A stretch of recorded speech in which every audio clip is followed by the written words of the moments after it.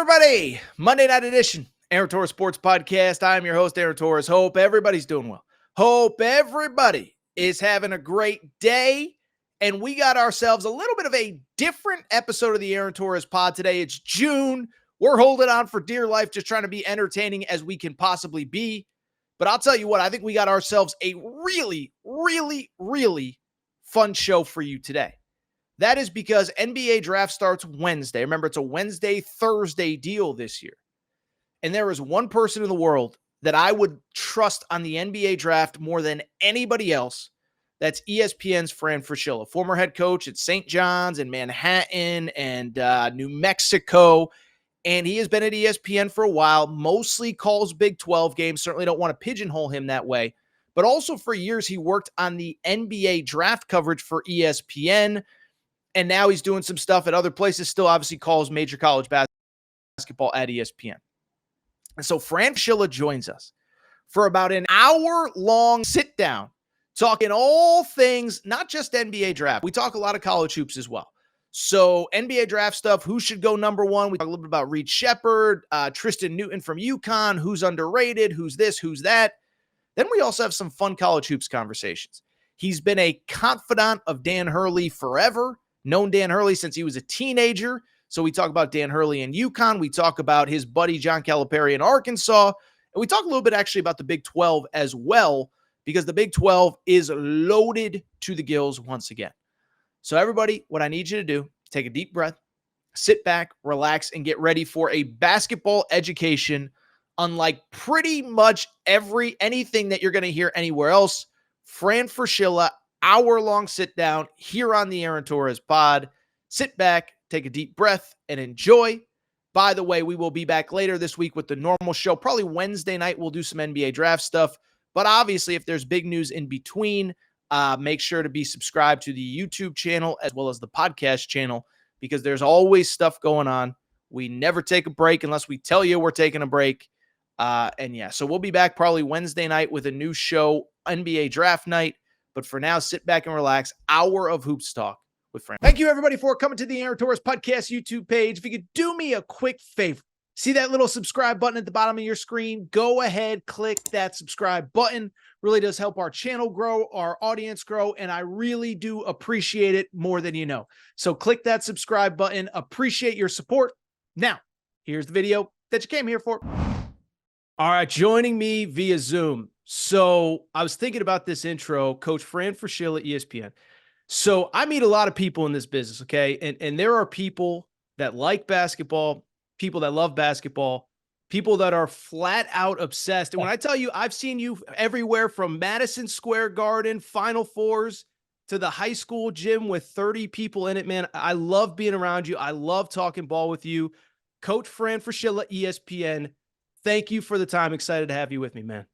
Well, it's a pleasure, Aaron. You know, the great Tom Izzo, who I've known since 1980, when I was a young coach, graduating from college, and he was at Northern Michigan. I was at New York Tech. We met in the quarterfinals of D2.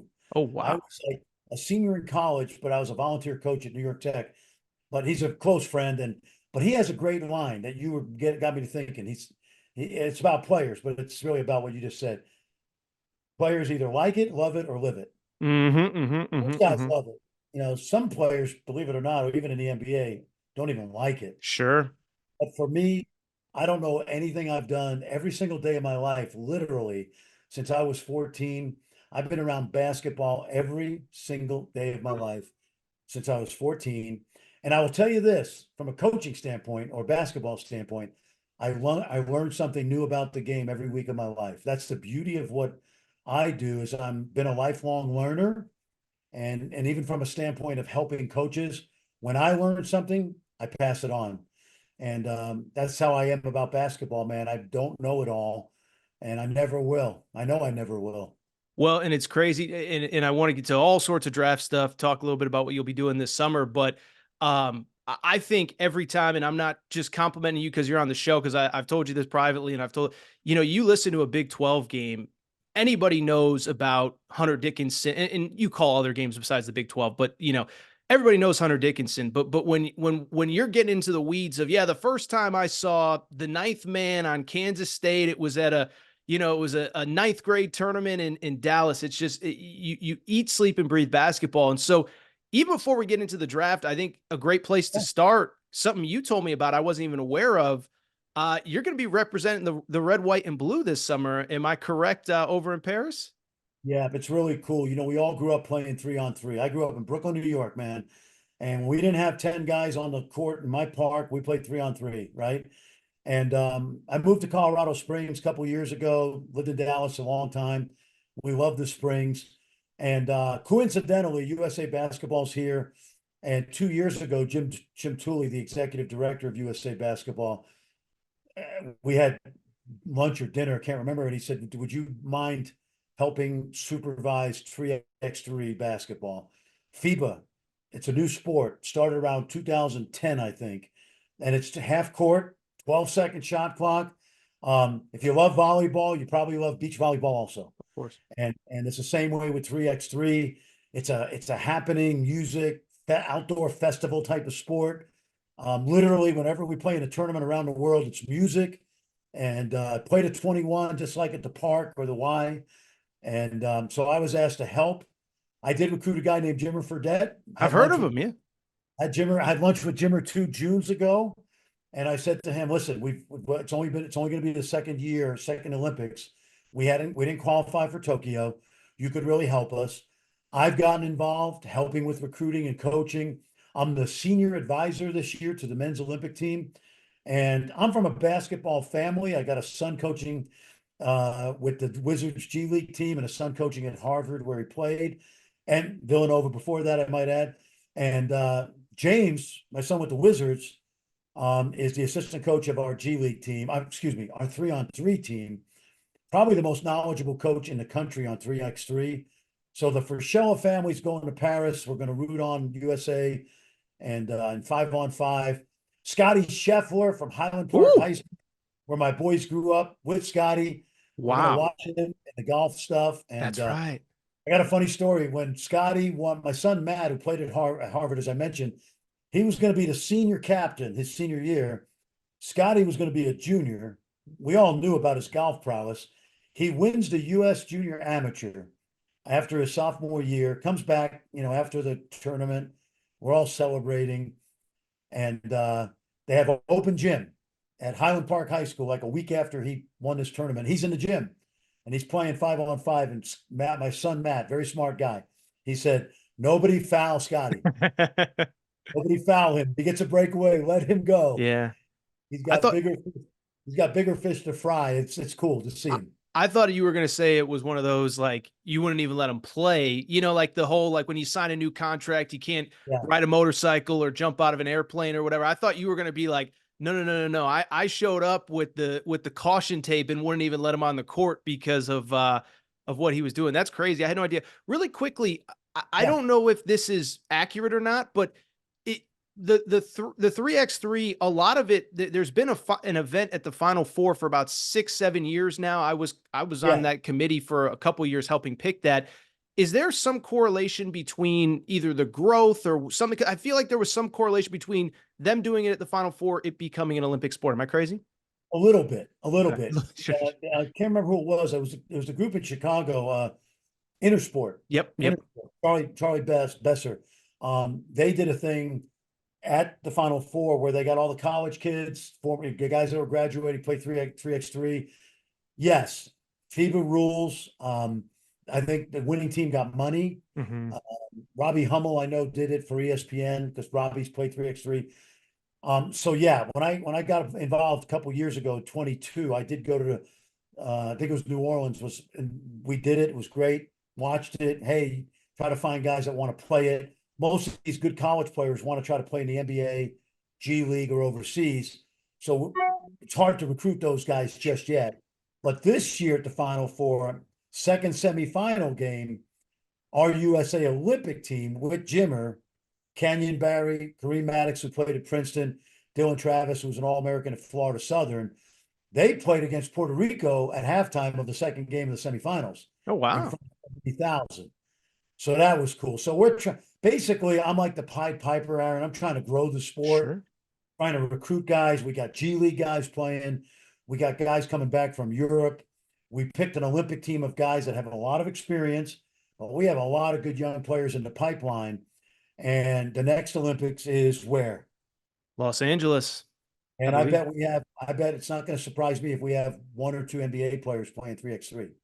So who is eligible and who isn't? You said a lot of the guys are just trying to focus on the overseas career. So who would be eligible, who isn't? Well, the hardest part about 3x3 is like we just can't take like Jaylen Brown has actually had shown an interest to his agent, right? Really? You can't take Jaylen Brown and put him on the 3-on-3 team when he's never played 3x3 before. Okay, okay, okay. So there are rules about having to play in a certain amount of tournaments. Oh, okay. And that's why guys like Jimmer and our team, that's the Olympic team, they probably went all over the world last summer helping us qualify. So you just can't take the best 4 NBA players and put them in a tournament. You got to have them play some 3x3. And obviously, if you get a really good player, they're in the NBA playoffs. I think it'll get worked out in time, but we have a heavy pool of G League guys that play overseas that don't want to travel overseas anymore. And our guys that play on a world tour in the summer, like last summer, they made like 75 grand in various tournaments because it's a pro tour. Oh, wow. They go to Belgrade, they go to Hong Kong, they go around the world, and they play in these tournaments for money, and they represent USA basketball. That's really cool. I did not know that. So Olympics start about a month from now. It's crazy. I was even just flipping channels the other night. The Olympic trials were on for swimming. So we're getting really close. NBA draft, we're getting close to as well. But before we get to the NBA draft, just one question.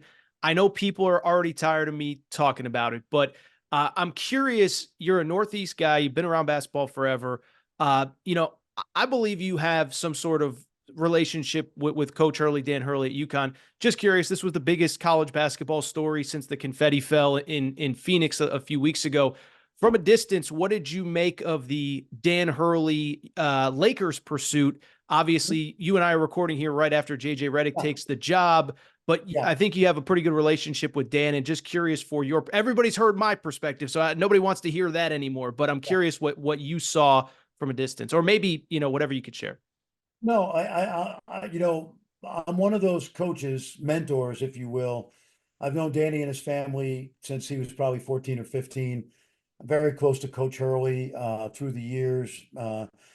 And on occasion through the years, Danny would call me about, hey, what do you think about this? Or I got to suspend this guy. How long would you keep him out? Yeah. Things like that, Yeah. But he's certainly a rock star, man. He's on his way to the Naismith Hall of Fame. This is something I did not talk to him about. Okay. Yeah. But my first reaction is I do think he wants to coach in the NBA someday. Mm-hmm. I honestly do think that's a fact. I think that he would have to adjust his style.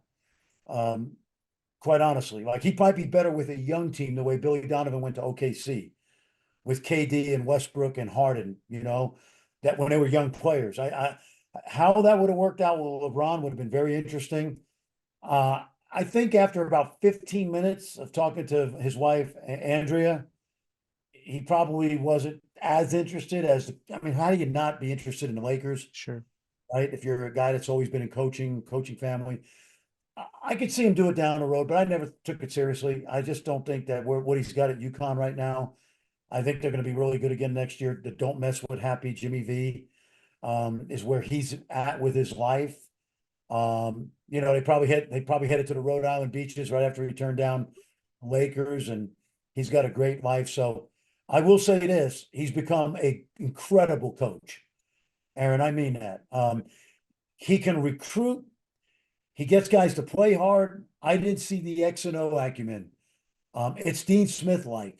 Coach K was a brilliant coach, but I would never say, and I know I talked to him about this once, and he admitted he was not a great X and O coach. It's not like he was horrible, but he said, no, my greatest strength, I think, is getting guys to play together, managing them, getting them to play hard. Danny's got everything, including the X and O stuff, which we saw on display. So I could see the curiosity down the road if this college thing gets tiring for him, but I never thought he would leave, and I'm kind of glad he's staying. Yeah, really quick. The other thing too with Dan is that the player development is unbelievable, and the eye for talent. And this, having been in the trenches for as long as you were and have been, is like Alex Caravan was ranked outside the top 100 in his final recruiting class. That guy's going to be probably a first round pick next year. Tristan Newton's going to get drafted this year. I mean, Donovan Clingan was 4-star, top 40 guy, but nobody was like, that guy might be the number one pick in the draft. Real quick on Hurley. Is this like the sport is so crazy right now, but he even said, listen, it's sometimes a little bit overblown. We're lucky to do what we do. Yeah. Are you like, because I said this, and actually we had Chris Holtman on the show when he took the DePaul job a few weeks ago. He said, I think people are underselling what Dan Hurley did in this portal NIL me era. And do you think that, I mean, we're now, we're 2 feet into this portal era. There's no turning back. Guys can leave whenever. Guys now are coming up as 14, 15-year-olds expecting to get paid. That's part of the recruiting process. Do you think he can just maintain this just because the world is changing so fast, but he's also obviously set a pretty high bar there at UConn? Yeah, no, I think he can. He reminds me of Jay Wright, because if you think about it, right, other than Jalen Brunson, who's kind of Stephen Castle is Brunson. He's the McDonald's All-American that you kind of knew was going to be a really good college player. Although Brunson goes in the second round, that's just ludicrous. Don't get me started there, because he was consensus All-American. But if you think about Jay Wright, Mikal Bridges, DiVincenzo, Josh Hart, I know these guys. I remember them in high school. They were not top 10. And if you look at Clingan, top 50, right? Who's going to be a first? Castle's different. He's like Brunson. Jordan Hawkins was a fringe top 50 guy. There you go. And so here's my point about Danny. Can he keep it going? Yes, because you're not going to stores for the nightlife. No, you're not. Trust me, you're not, you could barely find a good pizzeria within 20 miles. Okay. But probably 10 miles. I'd say 10 miles, but, because you can get to New Haven pretty quickly. But no, I think when you go to UConn right now, you're going to play for a guy that's going to push you. If you got NBA potential, he's going to get it out of you. And you're going to play for a program that values championships. You're going to be on TV. There's so much tradition there that he's got right now that he inherited and added to, that I think it's one of the few programs in the country where he can actually say to a kid, I know you want to come, but you don't fit.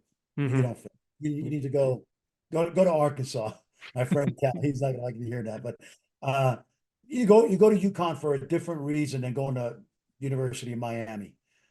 You know Sure. what I mean? No offense, I love Coach L, but and I think he's going to keep it going, and I think he's going to have his pick of the litter of guys who want to go to UConn, be NBA players, try to win another championship, and understand that, yeah, you can have a good nightlife at UConn. You'll be the big man on campus, but you're going there because you love ball and you want to be pushed. And in a small way, I had a kid at St. John's by the name of Zendon Hamilton. Remember the name, yeah. Now, Zendon was a McDonald's All-American with Felipe Lopez. And I was very tough on him, Aaron, when I got the job, because I inherited him as a junior and they hadn't had a lot of success. And I remember I was tough on him. And I thought I needed, once his career was over, I think I needed to apologize to him. And I saw him at Summer League after he was retired. He was coaching the NBA. And I went up to apologize to him. He said, "Coach, stop. You're the reason I drive a Range Rover." Oh, okay. Okay. And then years later at a wedding, he said, "Where's Coach Fran?" He's in the back, right? He goes, "I made 4 NBA teams because of that guy." And basically what he was just saying was, I needed to be pushed. Sure. And if you go to UConn and you then draft a guy out of UConn, you're not worried about his work ethic because it's kind of baked into the DNA already. Fantastic. This perfectly transitions. By the way, the famous quote about stores, I think Lou Holtz said they call it stores because they just opened the second one recently. So so that was the famous quote about stores. That's where I spent 4 wonderful years. But yeah, there's not a lot to do unless you love basketball. But I will say, perfect transition. NBA draft is when we're recording next week. Probably people will listen to this a few days before the draft. But I'm just going to throw out a take that I thought was sort of bold, and now it seems to be sort of consensus, is Atlanta Hawks have the number 1 pick. And we've been told, and I'm going to rely on you, you're the draft analyst, you know more about these guys than anybody, but we've been told there's no guaranteed, no doubt about it, superstar, can't miss guy. And so from my perspective, watching the NBA, and I'm a casual fan, my bread is buttered with college, but I see Jokic in Denver. I see the Timberwolves with 2 centers. I think Donovan Clingan should be the first pick in the draft. And especially, by the way, you don't know if you're really keeping Trae Young. Are you building around? It's like, we had the moment in time where we had the small ball, and then everybody realized there's only one Steph Curry and one Klay Thompson, so you're not going to be better at that than them. And they're Right. getting older, and we're moving out of that. So that's a long-winded way of me saying Donovan Clingan, the way that he dominated the paint, really his entire career, but certainly those final few games of the NCAA tournament, it just opened my eyes that if there's no Wemby, if there's no whoever you deem to be can't miss, that's the guy that I would take number one overall. But I don't know if it's my UConn bias, my college basketball bias. I've seen him obviously more than a lot of the international guys. So curious for your perspective. Well, first of all, I have a good NBA friend who says, I love Alex Sarr at 11. Oh, And that's the draft. That's this yeah. draft. This Mm-hmm. draft is that way. I mean, there's no consensus. And, like I remember 2000, I know it's been brought up, but I was intimately involved in the 2013 draft for ESPN with the international guys. And that was Anthony Bennett at 1, and then Giannis at 15 and Rudy at 28. And I remember seeing both of those guys before in June that year in Italy. And so I'm with you on Clingan. I think it's going to be Risa Shea Okay. in Atlanta. Okay. And that's my pick right now as a week before the draft. But I like Clingan better than Sarr, because Sarr, to me, you're just hoping that he becomes that mobile, freaky 7'2", can guard 5 positions, catch lobs, shoot threes. Whereas with Clingan, and remember this about Quinn Snyder, who did he coach into all-star and all defensive status in Utah? Rudy Gobert, right? That's right. 7'2". There are some similarities. What I love about Donovan Clingan is he played in an offense this year where all 5 guys handle the ball. They played through him in the high post, that new modern 5-out offense with what we call, they call it Zoom offense. Okay. I don't know why, but it's 5-out with the big guy handling the ball at the top of the key. He's got size. He's a deceptively good athlete. Runs pretty well. He's got toughness. He's 285. He probably needs to lose 15 pounds to be a little bit quicker. I don't care about the 3 ball. That's not happening for 5 years. Okay. I know everybody says, well, I saw him do drills, and that's 5 years away, 4 years away. They'll work with him on that. I could see him going number 1 because, and here's the last thing. Bristol, Connecticut, Aaron. I do. Bristol is hard It scrabble, is. New England, chip on your shoulder. We're from nothing. We're going to make something of ourselves. And Mm-hmm. he's always had that. And again, get back to, he was only a top 50 player. So this is all new to him. There's something to be, I don't think he's going to go past 3. And I think that's an upset. I absolutely think it's possible he could go 1. I would take Risa Shea, the French kid, at 6'9", because I love the fact that he's got an NBA position and he's got a lot of skill, and he only just turned 19. But I'm with you on Clingan. So it's very interesting. By the way, the thing that you said about Sarr, you blew my mind one year. I saw you the year that Cam Johnson got drafted at like 12 or 13 or whatever.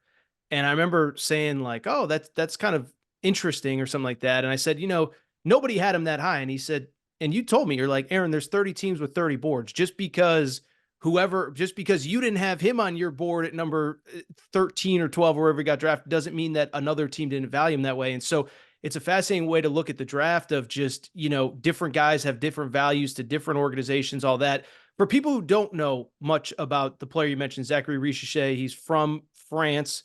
Yeah, I mean, let's be honest. Most of us have not seen a lot of these international. How about this? A lot of us haven't. I mean, I have, but a lot of fans haven't seen the American players much because a lot of them played for Ignite or Overtime Elite. But tell us about Richelet and why you value him at number 1. Well, luckily for me, it's been 20 years now, but I not only loved basketball, as you said earlier when we got on here about me. I coached a Spanish kid at Manhattan. We traveled to Spain and took him back home. I've done clinics overseas, and I've had this incredible fascination, as you know, with international hoop. Mm-hmm. And the way I would describe it, if you give me 60 seconds, then we'll talk about this Please. kid. Don't worry about the dream team. We all talk about the dream team. I changed it. Paul Gasol's 14. He decides he wants to be a basketball player. Dirk, he loved Larry Bird. No. In the 60s, and even Red Auerbach in the 50s, I'm dating myself here, but I'm a history nut. Chuck Daly, Hubie Brown, Dr. Jack, Lou Carnesecca, Dean Smith, they would be invited around the world in the summer to do clinics for federations, the Italian Basketball Federation. The State Department wanted you to go to Egypt and do a basketball clinic. The American coaches of that era, and then later on, Bob McKillop and others, they taught the world basketball. And then, sure enough, Dream Team comes along and that adds to it. And all of a sudden, now, today, 2024, the world teaches us basketball. Shrunk. We got big guys. Where does big guys who play away from the basket came from? They came from the trapezoid lane where didn't make sense to post up, and all these guys like the Jokic's and the Gasols. And so anyway, here's my point. The globe has shrunk. There was a mystery to these guys 20 years ago. Now every NBA team is invested in international basketball, scouting and synergy and video and TV games and whatever. Here's the other thing about France, which is going to probably put 5 guys in this draft. Okay. If you look at, and I try to figure these things out. Immigration, where are all the kids coming into the French Pro A League now? They're the children of immigrants from former French colonies in Africa. Giannis's story. I mean, it's Greece, but that's Giannis's story. He went to Greece. That's right. But his family was Nigerian. Got Cameroonians and from the Democratic Republic of Congo. And so you look at the French Pro A League and Pro B, and there's athletes everywhere. It's no longer these big 6'8" white guys who smoke cigarettes after games. Sure. The French Pro League is the most athletic league in Europe. So anyway, Risa Shea played 70 pro games this year at 18. Wow. Okay. 18, against guys that are former good college players, high-level college, good-level French Pro League players, in many cases, some former NBA players. And so kids like Risa Shea and Victor and Saloon, who's another kid's going to go in the first 15, and Pacome, that's his first name, Datier. I like that's pretty good. That was pretty good. I had to think about that for a second. These are all French kids who are athletic, skilled, well fundamentally coached players. And just watch an NBA game and the rest is, what I'm talking about. So really quick, this is a way off subject, but how worried are you about the state of the American game? Because again, there's a lot of people that talk about AAU basketball and that aren't in these gyms every weekend. You see the good, you see the bad. You said you live in Colorado Springs, so you're at Team USA events, so you see the best of what we have. We've established it. You love hoop. So how worried, is it overstated, understated? How worried are you about the state of really development here in the United States? Well, first of all, I've been watching the under-17 this week with the Boozer twins. Yep. And DeBanstra and Kyron Stokes. Those guys are all going to be top 10 picks. And they're probably going to win the under-17s when they go to Istanbul. So it's fun to watch these guys. I'm not worried. We live in a democracy. There's 360 million people in America. Every single basketball guy is an expert. We got 10,000 trainers who think they're the best way to train guys. But by and large, the game's in fairly good hands. USA Basketball's done a great job of integrating kids like Brunson and Tatum and Jaylen Brown into USA Basketball. These kids like the Boozers, who are going to probably go to Duke and be, high lottery picks. They're representing our country. That's kind of cool. It's not the perfect system, but when you grow up in Serbia or Lithuania with 8 or 3 million people, there's usually one system, and then you go to the academy, and that's taught. Here we got, it's like we got jazz, we got hip hop, we got pop rock, we got 70s. I mean, we got everything, and that's basketball here. So a lot of ways to skin a cat. I go to an AAU game and I cringe sometimes, but there's some really good AAU coaches. Yes. Middlesex Magic. I'm throwing a shout out right now to my man, Mike Crotty, who has Donovan, who's got Duncan Robinson and Pat Connaughton in the NBA. Okay. He's about to have Tyler Kolek in the NBA. Ooh. And so there's guys like that going around the country that are doing a great job. And so 360 million people, and you're never going to have a consensus on the best way to develop these guys. Luckily, we have so many kids playing basketball. We can root out some of the clowns, but there aren't that many clowns. Well, and it's funny, and we'll get back to some draft stuff, and I got to talk to you some college hoop stuff before we let you go. But It was funny because I was talking to a buddy of mine about this yesterday, a coaching buddy. You might know him. I won't say, I don't want to put him on blast here, but we were talking about how, like, remember like 3 years ago, it was like, oh, the NBA needs to take over AAU. And I was like, you understand that like AAU isn't just like 10 teams at 17 under. AAU is, 8U, and, the shorts are down to the ankles. And it's like, Right. some of these programs have 8, 10 teams. They have two 17-year-old teams, they all the way down. And so it's crazy. I listen, I'm far, I know what's going on. I don't think I think it's a little bit overstated. But I was curious for your perspective on that. So Yeah. let's talk a Well, I little. would say one other thing too. Yes, please. Like, this is not unlike, like, there's these kids here that have, since they're 14, and now with NIL and agents and all this stuff, it's no different than pro soccer in Europe. Yes. Okay, the best player on the Spanish team right now is a 16-year-old. Wow. Right? I think that's what they tell me. Or at least he's a phenom. He's going to be. But like, this has been going on forever. Now, it used to be under the table. Yep. Now it's legal. Now you got agents at 14, 15, 16, and a lot of stuff that goes on is a little over, like, I watched Julius Randle literally in 5th grade in Denver. Okay. We all know Julius was going to be a special player. Julius has been treated pretty well since 5th grade. Sure. Yep. That's all I'm going to say. He's a good kid. I mean, I haven't talked to him in many years, but he grew up with Matt, played against my son Matt in Dallas. And so there's a certain, like, these kids are entitled. But when you watch these guys practice for USA basketball, and I got to give Coach K and Jerry Colangelo a lot of credit, because it used to be not cool to play for USA basketball. Yep. You went to ABCD camp, you went to Nike camp. Now, if you don't play USA basketball, it's going to hurt you if you ever want to be in the Olympics. True. And so all these guys now are on the Olympic team, by and large, have come through our system with Don Showalter and the great high school coaches. So things are getting better. They're not ever going to, I'm the old man screaming at the, windmills, but it's okay. I think you have more perspective and you're doing less screaming than a lot of the people that don't actually know what they're talking about. So let's draft real quick. A couple more, and then I want to get a couple college hoops questions. The Big 12, man. I'll get you a Big 12 question or two before we get out of here. But what about Reed Shepherd? You mentioned your buddy Coach Cal, and lay it on me. I'm just gonna say it. I'll just say the name, and all I'll say is he seems pseudo polarizing from the perspective 6'1", 6'2", whatever, without shoes. But then you flip on the game tape, and the guy's everywhere, jumping passing lanes, blocking 3-point shots, hitting 52% from 3 or whatever. What do you make of him as a prospect, and anything you have on him? I was honestly really a great recruiter. I got to say that. I was a real good recruiter, a good evaluator. Did you push Coach Cal to take him or what? No, I got to tell you, one thing I was never good at, I couldn't tell if the 5'10" or 6'2" white kid playing in an AAU tournament somewhere was the next Steve Nash or Mark Price or some kid that later on played D3 at Kentucky Wesleyan or something, right? Yes. I couldn't tell. I would not have been able to tell you that Steve Nash was going to be Steve Nash. Okay.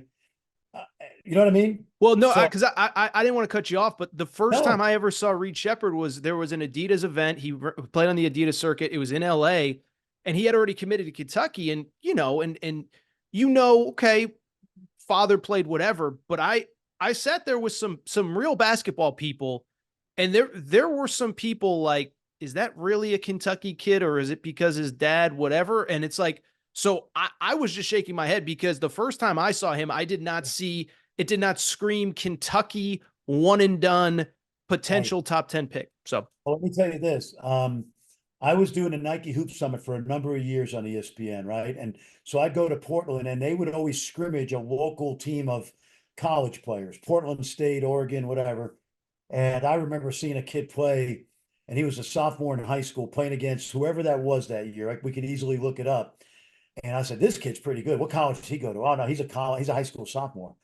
And he was a 5'11" white kid. I go, sophomore in high school? Oh, yeah, he was the state player of the year this year at West Lynn, Peyton Pritchard. Woo! Said, wow. And I got to tell you, nobody knew about him. Wow. And they were lying. Not one single scouting service had him on. And interestingly, my son James, who played at Oklahoma with Buddy Hield, a couple years later, he visited Oklahoma, Peyton, but because the next year he was a junior. And the next year he was a senior and he was visiting Oklahoma because his father played for Barry Switzer. Oh, wow. And he committed to Oklahoma. His family is Oklahoma people. Hmm. And later on, he decommitted and went to Oregon. It was the best thing that ever happened to him. And I didn't know he was that good. I knew he was good because I saw it. But let's get to the bottom line. Somebody's got to be Mark Price or Steve Nash. Okay? Somebody like a Reed Shepherd. Now, here's what he is. He's as good a shooter as I can remember seeing in the last 10 years. And it's off the catch, it's off the dribble, it's in transition. He's the real deal. You know, you can go back, I don't care. Rick Mount in the old days, I don't care who it is. Larry Bird, Chris Mullen. He's a great shooter. So right off the bat, he's got something. He's a sneaky athlete. He's only 6'2", might not even be 6'2". But at the end of the day, Steph Curry, Seth Curry, TJ McConnell, Peyton Pritchard, there's a place for those guys. And would I take them 3 or 4? Not in next year's draft or not last year's draft, but in this year's draft, I understand it. Now, I'm going to tell you, I love Robert Dillingham. Okay. I think Dillingham is the most talented player in this draft, inch for inch. Wow. And he played with him, and I just think that kid is going to be undervalued. Wouldn't shock me if the Spurs take him at 4. Wow. And what I see in Robert, that's a great backcourt. I'm not pitting them against each other. No. What I'm saying is they're both really good. If I told you that Robert Dillingham could be Lou Williams for 14 years, okay, one of the best 6 men ever playing in the NBA, you would take it. No doubt. Because he's 6'1" or 6'2" also. I think both of those kids are really good. I like Dillingham better. I like Reed Shepherd because somebody's got to end up being Mark Price. No, I think they're both, and Dillingham, blew me away because Shepherd, obviously, he was 4-star, whatever, rankings don't matter. But like Dillingham, it was like, we all kind of knew but it was like game 1, he's just flying. He's unafraid. They played Kansas early in the season. So yeah, real quick, anything like what else, when you think about the 2024 draft, and I know people are a little down on it, whatever. Throw me names. You got to throw me names. If you throw me, okay. Okay, I'm going to ask you about a guy. I'll give you a guy. Okay. That I don't understand, but I do sort of, because now, and I don't mean to make this a UConn pod, but Tristan Newton, 6'4", 6'5", handles the ball, passes the ball, positional size, winner, contributor, can score. I know in college scored 30, but then he can score 8 and have 13 assists the next day. And I didn't even see him on draft boards till probably the last month or so. Now it's a 2nd-round pick. And I sit there and say, if age is no longer a number, if we're comfortable drafting Baylor Shireman in round 1 or Zach Edey or Dalton Connect, I see a lot of talent, but I'm far from a. I have a lot of friends in the NBA. It's not like I hit them every night about draft. I don't care. Tristan Newton, like every NBA team has a 3rd point guard. Okay. Yep. Tristan Newton is Monte Morris, who I saw for 4 years at Iowa State. Tristan Newton is not quite Jalen Brunson, but he's TJ McConnell. He's Jordan McLaughlin, who's in the NBA. He's a 3rd point guard to start. You will not cut Tristan Newton, okay? Because you need a 3rd point guard. You need a guy to run your summer league team, okay? You need a guy when you draft up Risa Shea. You need someone in summer league to throw him the ball because the other clowns are trying to make the team jacking up shots. Sure. And when Tom Thibodeau was assistant coach with Jeff Van Gundy in New York, and he coached the summer league, why do you think Rick Brunson made the Knicks every year? Because he was the summer league point guard. Because they trust him, okay? Tristan Newton it's not going to be easy to cut him because he's got toughness. He's a winner. He's got size. He can shoot it. He can run a team. And you need 3 point guards. And he's going to be that guy that makes the league.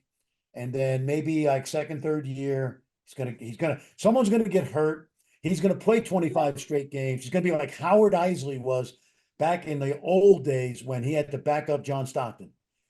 Okay. And all of a sudden, Tristan Newton's going to be in his 3rd or 4th year, and someone's going to give him a 3-year deal, $11 million a year. And then he'll be not the 3rd point guard anymore. He'll be the backup point guard.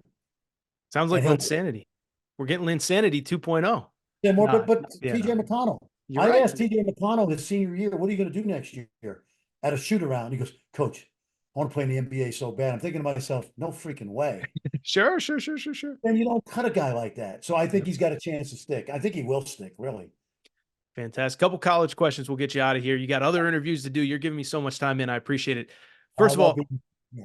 well, Go. thank you. I was going to say, have you really had the chance to like start the deep dive on the Big 12 yet? And the reason I ask is everybody does the top 25, whatever. I'm not saying mine's right or wrong, but I have 7, if you include Arizona, because Arizona is now a Big 12 team. 7 Big 12 teams in my top 20. So the 4 that everybody loves, Kansas, Houston, Baylor, and Iowa State. Yep. Arizona's obviously the talent is through the roof.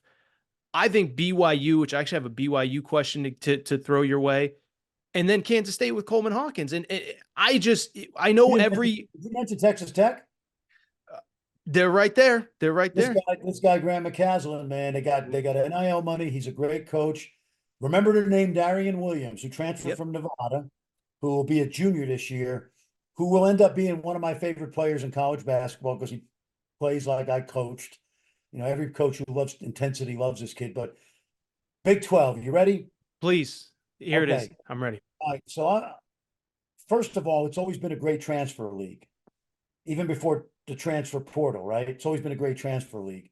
ESPN has a lot to do with this, and I'm going to take a little credit here, okay? Please. But it's Ron Franklin and John Sunvold. It's Brent, it's me, it's Shambi, it's Wischusen, it's Holly Rowe. We built this league on great stories. We did. And listen, I may not be at ESPN long. My contract's up. I don't know. I've got no career anxiety at all. They hire me back, great. But we built that league, and we built it on stories, and we built it because the stories were great. We had Scott Drew at the beginning. We had Bill Self coming into his dream job. Buddy Hield shows up. Bob Huggins comes back to the league. Freddie Hoiberg turns into, like, I didn't realize how cool Hilton Coliseum was. And we became must-see TV on Big Monday.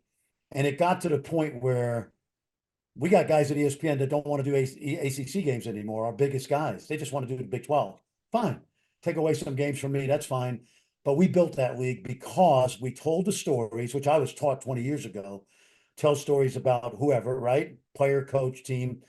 And then they did their job. Great coaches. We get, initially, I say they get underrated players. Buddy Hield comes out of nowhere. Javon Carter comes out of nowhere. Devontae Graham comes out of nowhere. Then you get Embiid. Then you get Wiggins. Then you get Trae Young. And all of a sudden, it's become a league that kids want to play in. And oh, by the way, Ken Pomeroy, who watches every game. What do I mean by that? Analytics watches every game. I can't watch every game. The analytics tell the story of all of college basketball. 11 of the last 13 years, Aaron, it's been the best league in college basketball. It's hard to argue. Now, you can say, well, this team, Big East, granted, Villanova 2 titles, UConn 2 titles. Give them credit. Top to bottom, this league's been the best, and it has had a couple of national champions recently. But the league is great because it's now self-sustaining. Yep. Great coaches and great players want to come into the league. And it really gets helped by bounce back transfers. And we get some good transfers coming into the Big 12. Do you know? So I'm like the rock star of Provo right now because I'm the only one that's paying attention what Kevin Young is doing with BYU. Okay. Well, you are too. Well, let me tell you something about that. Please. When they came into the league last year, and I remember I coached against them at New Mexico. That's right. Okay. I've been in Marriott Center. I know that culture. It's a great basketball culture. And I just want to say this, and I want you to hear about your Kevin Young take. When those 4 teams got added to the Big 12 this year, I'd love to do ACC. I got friends. All these coaches are my friends. Now, we got great people doing Jimmy Dykes and Corey Alexander. I got coaches in these leagues going, come on, do some games. You got to tell people about, Jim Larinaga, like, you got to do more Miami games. That's not my deal. They give me Big 12. When these 4 teams came into the league this year, I said to myself, I'm treating these teams like they've been in the league the last 20 years. These are not Johnny-come-latelys. BYU's got incredible tradition, and I coached against these people. And I was really appreciative of the fact that so many Coug fans reached out and said, hey, thanks for telling our story this year about Danny Ainge, my buddy Jimmer Fredette, all these great coaches and players. So I love what they're doing at BYU. Kevin Young, I don't know him. We've texted. I know his staff, some of those guys. I think they're a great addition to the Big 12. Let me hear your take on Kevin Young. No, well, first of all, I'm just blown away by the way that he's recruiting. But I was curious because you know the international game. I don't want to put you on the spot, and if you know you could plead the fifth, but Nobody's firing me. do we know anything about this Yegor Demon kid? Projected top 10 pick. They're saying he's right up there with Sean Bradley and Danny Ainge is the most coveted recruit that's ever committed there. And I know BYU fans, if you have a nugget from scouting someone else or he played at the highest level in Real Madrid, I think you might have a nugget that they would love you for. First of all, the greatest player to ever, Danny Ainge is probably the best player to ever play at BYU. The second best player, no offense to Jimmy Fredette, although he's close, is Kresimir Kosic. Okay. Who I'm not familiar. All-American in the 70s before international guys ever came over. Wow. Okay. Kresimir is one of the great European players of ever. He died early in his 40s of cancer. Oh, wow. But he was a great coach and a great player. It's Jimmer, Danny, and Kresimir Kosic. And every BYU fan knows that. Sure. And this kid, I've talked to my friends in Spain, and he's a first-round talent. He's a 6'6" guard, could be a point guard. Athletic, freaky athletic. All he doesn't do yet great is shoot it, and it's going to come. Now, here's the caveat. Even though he's at a high level, he's trained at a high level with Real Madrid. That's Doncic's. That's where Doncic played at a high level. We got to see whether every international kid, some acclimate quickly, some don't. It takes some time with some, others pick it up quickly. But yes, he's a major talent. Would probably have been a top 20 high school recruit and a McDonald's All-American. So if you're a BYU fan, you got to be excited about a lot of things going on, the transfers, the high school kids. And you got to love the fact, by the way, it's like a pro team right now because the owner is really Ryan Smith. I know. The owner of the Jazz. Yeah. It's like Mike Rapoli over here at St. John's, Yeah. pouring money into St. John's. If I had Mike Rapoli vitamin water, okay. You'd still be coaching, yeah. He's still coaching. I'd be in the Hall of Fame already. I'd have 900 wins, Ryan Smith, the owner of the Jazz, a BYU guy, he's on board, NIL. They're treating it like an NBA franchise, which is the way things are going. It's a different world post 2022. And I'm really excited to see them because I think they're going to be well coached and they're going to have a lot of talent. You have about 2 minutes left. So I just want to, you mentioned your buddies with Coach Cal, and I'm just curious, you've known him forever. He's got his own Ryan Smith over there and John Tyson, the Chicken Man. I'm excited. John Tyson's son played at Harvard. Just want you to know that. Oh, I did not know that. Yeah, my son Matt's. We're trying to get that NIL. Harvard Ivy League needs to have NIL because even though the NIL is 60 years after you graduate, sure. But you got to be able to take care of some of these kids and pay these bills. I know. The Ivy League. Anyway, all right, Coach Cal. Now, let me just tell you, we don't talk much anymore for no reason. I mean, he's my boy, and we don't talk much anymore just because we don't. But it's no big deal. He needed to get out of Kentucky. The life expectancy of a Kentucky coach is 10 years. He stayed 15, got a new lease on life. And I think that this will rejuvenate him. And, Arkansas is going to win a lot of games. I will say this, and he will not like me saying this.